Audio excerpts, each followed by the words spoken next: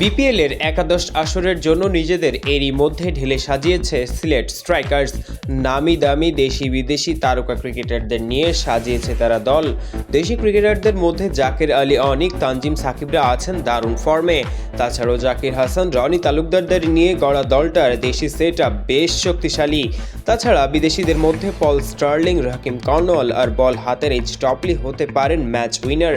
তাই সব মিলিয়ে সিলেট এবারে মাঠে নামছে আটঘাট বেঁধেই। তবে স্কোয়াডে থাকা আরেকজন ক্রিকেটারের কথা বলতেই হবে আলাদা করে। বাংলাদেশ জাতীয় দলের সাবেক সফল ক্যাপ্টেন মাশরাফি বিন মুর্তজা আছেন এই দলটায়। তবে 41 বছর বয়সী মাশরাফি ফিটনেসের কারণে আর দেশের পরিবর্তিত পরিস্থিতিতে মাঠের খেলাটা খেলতে পারবেন কি না তা নিয়েই দেখা দিয়েছে যদি কিন্তুর হিসাব। তবে সিলেট স্ট্রাইকার্সের চেয়ারম্যান মাহিন মাঝার পরিষ্কার করে বলেছেন সবটা। বোর্ড তো ড্রাফটে মাশরাফিকে অবশ্যই রেখেছে। ওর আমাদের সাথে 2টা সিজন ছিল। He has been instrumental in those 2 seasons. So ওইটার কথা চিন্তা করে যদি আমরা চিন্তা করি, we had to pick him because we wanted to keep the continuation of our set up. আর ও তো অ্যাজ এ ক্রিকেট লিডার, আমি বলবো ক্রিকেটিং সেন্স ওর খুব ভালো।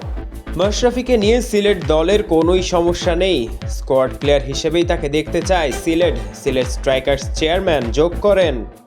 এখন দিস টাইম অ্যারাউন্ড এটা অবশ্যই বোর্ডের উপর নির্ভর করে। বোর্ড ড্রাফটে রেখেছে, বোর্ড এখনও এ ব্যাপারে কোনো রকমের আমরা নির্দেশনা পাইনি, but he has been selected.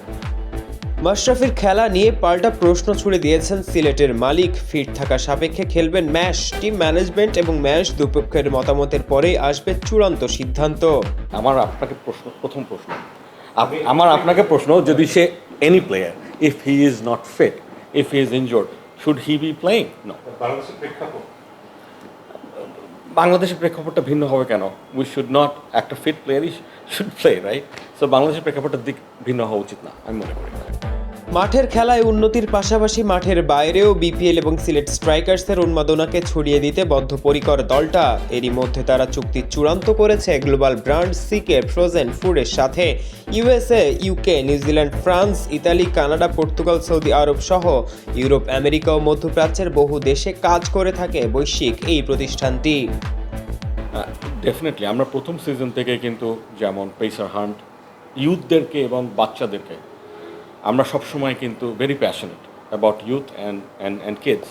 ওদেরকে নিয়ে আমাদের অনেক ধরনের প্রোগ্রাম প্রথম সিজন থেকেই ছিল। পেসার হান্ট ছিল, আমাদের সাইক্লিং ছিল, আমাদের রানিংয়ের, ম্যারাথনের কিছু প্রোগ্রাম ছিল, বাচ্চাদেরকে নিয়ে ক্রিকেট খেলা দেখানোর বিষয় ছিল, ওদেরকে উদ্বুদ্ধ করার ব্যাপারটা ছিল ক্রিকেটে, যাতে তাদের যাতে ইন্টারেস্ট গ্রো করে।